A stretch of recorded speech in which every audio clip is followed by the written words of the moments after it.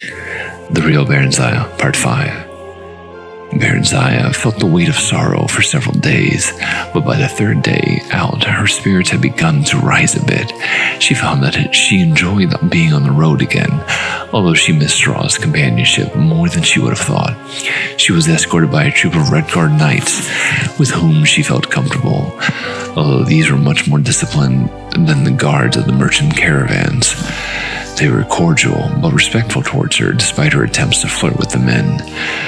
Symmachus scolded her privately, saying a queen must maintain a royal dignity at all times. You mean I'm never to have any fun? Not with such as these. They are beneath you. Graciousness is to be desired in those in authority. Familiarity is not.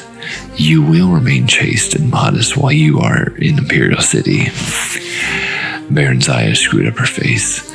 I might as well be back in Blackmoor. Elves are promiscuous by nature. Everyone says so. Everyone is wrong. Some are, some aren't. The Emperor and I expect you to show both discrimination and discretion. Let me remind you that you will hold the throne of Mournhold, not by right of blood, but solely at the pleasure of Tiber Septim. If he judges you unsuitable of your reign, you will end ere it begins. He requires intelligence, obedience, discretion, and total loyalty in all his appointees, and he favors chastity and modesty in women. I suggest you model your deportment after Drelane. I'd later be back in Blackmoor, Barenziah said indignantly. That is not an option. If you are of no use to Tiber Septim, he will see to it that you are no use to his enemies either, Symmachus said coldly. If you would keep your head upon your shoulders, take a warning. Let me add that power offers pleasures other than those of carnality in low company. He spoke of art, literature, drama, music, and grand balls. Barenziah listened with interest, spurred by his threats, but asked her she might continue her study of spellcasting while in the Imperial City. Symmachus seemed pleased and promised to arrange it. Pleased with this, she then said that she noted that 3 of their knights were women and asked if she might train a little in combat with them, just for the sake of exercise. Symmachus looked less than pleased, but agreed she might, although only with the women.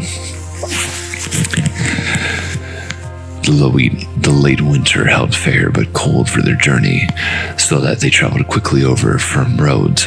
On the last day, spring seemed to come at last, for there was a thaw, and the road grew sloppy underfoot, and everywhere one could faintly hear the sound of water trickling and dripping. They came to a great bridge that crossed into Imperial City at sunset. The rosy glow turned all stark white marble buildings into a delicate pink. It all looked very new and grand and immaculate. A broad avenue led straight north to the palace. There was a crowd of people of all sorts in the streets. Lights winked out in the shops and on in the inns as dusk fell, and the stars came out one by one. Even the side streets were broad and brightly lit. Near the palace, the towers of a grand mage building reared to the east, while westward the stained glass windows of a great temple glittered. Symmachus had an apartment in a great house 2 blocks from the palace, past the temple. The Temple of One, he said, as they passed it, an ancient Nordic cult which Tiber Septim had revived. He said that Barenziah would be expected to become a member should she prove acceptable to the Emperor.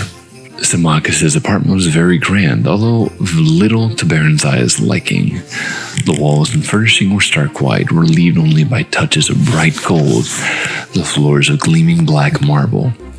Barenziah's eyes ached for color and shadow. In the morning, Symmachus and Drelane escorted her to the Imperial Palace. Barenziah noted that everyone they met greeted Symmachus with deferential respect, in which some cases bordered on obsequiousness. took it quite for granted. She and Symmachus were ushered directly into the imperial presence. Morning sun flooded the small room through a large window with tiny panes, washing over the breakfast table and the single man who sat there, dark against the light. He leapt to his feet as they entered and hurried towards them. "Ah, Symmachus, my friend, I welcome thy return most gladly." His hands touched Symmachus' shoulders, briefly, fondly, interrupting the deep bow the elf had begun. Barenziah curtsied as Tiberseptum turned toward her. "Barenziah, my naughty little runaway, how do you, child? Here, let me have a look at you. Symmachus, she's charming, absolutely charming. Why have you hidden her from us all these years? Is the light too much? Shall I draw the hangings?" "Yes, of course." He waved aside Symmachus' protests and drew the curtains himself, not troubling to summon his servant. "You will pardon me for this discourtesy to my guests. I've much to think of, but that's scant excuse for inhospitality. Pray join me. There's some excellent fruit from Black Marsh." They settled themselves at the table. Barenziah was astonished. Tiberseptum was nothing like the grim, gray giant warrior she pictured. He was only of middle height, half a head shorter than tall Symmachus, although he was well knit of figure and lithe in movement. He had a winning smile, bright, indeed piercing, blue eyes, and a head full of stark white hair above a lined and weathered face. He might have been of any age from 40 to 60. He pressed food and drink upon them, and then repeated his question. Why had she left her home? Had her guardians been unkind to her? "No, Excellency," Barenziah replied. "In truth, no, although I fancy so at times.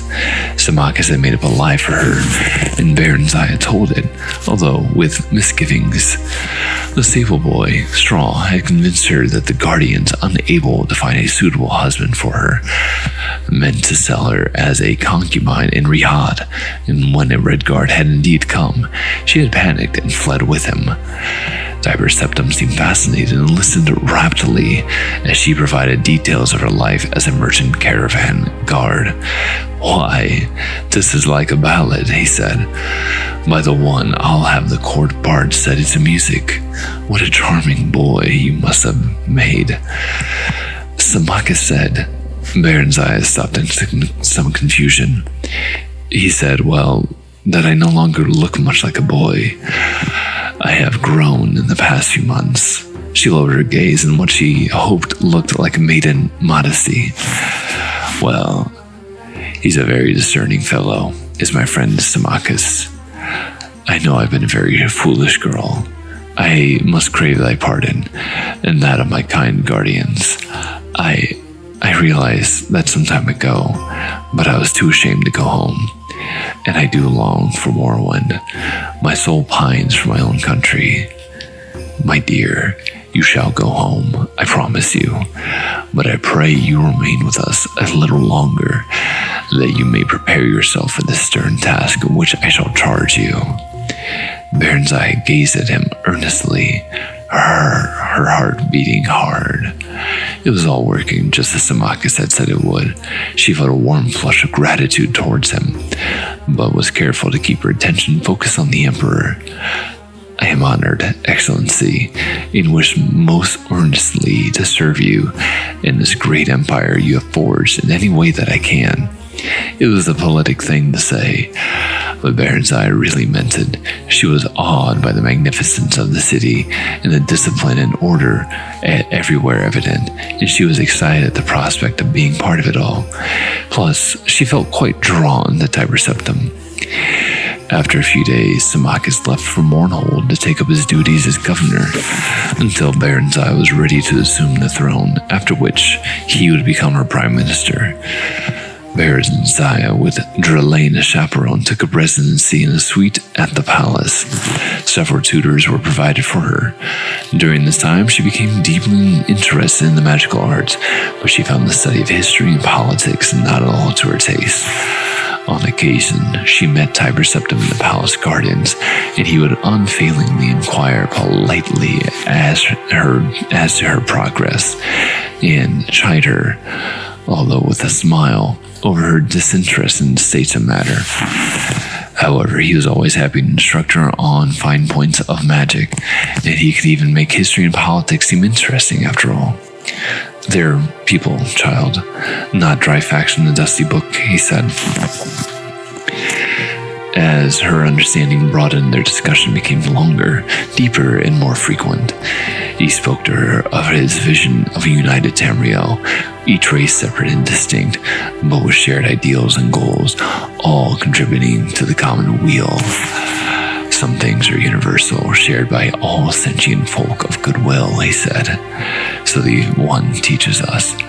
We must unite against the malicious and the brutish, the miscreated, the orcs, trolls, goblins, and other worse creatures, not strive against one another." His blue eyes drew light as he stared into his dream, and Barenziah was delighted just to sit and listen to him. If he drew closer to her, the side of her body next to him would glow as if he were afire. If their hands had met, she would tingle all over as if her body were charged with a small shock spell. One day, quite unexpectedly, he took her face in his hands and kissed her gently on the mouth. She drew back after a few moments, astonished by the violence of her feelings, and he apologized instantly. "I didn't mean to do that. It's just, you are so beautiful, my dear. So very beautiful." He was looking at her with a hopeless yearning in his face. She turned away, tears streaming down her face. "Are you angry with me? Talk to me." Barenziah shook her head. "I can never be angry with you. I love you. I know it's wrong, but I can't help it." "I have a wife," he said. "She is a good and virtuous woman, and the mother of my children. I can never put her aside, yet there is nothing between us, no sharing of the spirit. She would have had me be other than what I am. I am the most powerful man in Tamriel, and Barenziah, I think I'm the most lonely as well." "Power," he said with contempt. "I had traded a goodly share of it for youth and love the gods allowed it. But you are strong and vigorous and vital, more than any man I've ever known." He shook his head. "Today, perhaps, but I am less than I was yesterday, last year, 10 years ago. I feel the sting of mortality, and it is painful. If I can ease thy pain, let me do so." Barenziah moved towards him, hands outstretched. "I would not take thy innocence from thee. I'm not that innocent." "How so?" Tiber Septim's voice grated harshly. His brow knitted. Barenziah's mouth went dry. What had she done? "There was a straw," she faltered. I was lonely too. Am lonely, and not so strong as you." She cast her eyes down in embarrassment. "I'm not worthy." No, not so. Barenziah, I cannot last for long. You have a duty in Mournhold. I must attend to my empire.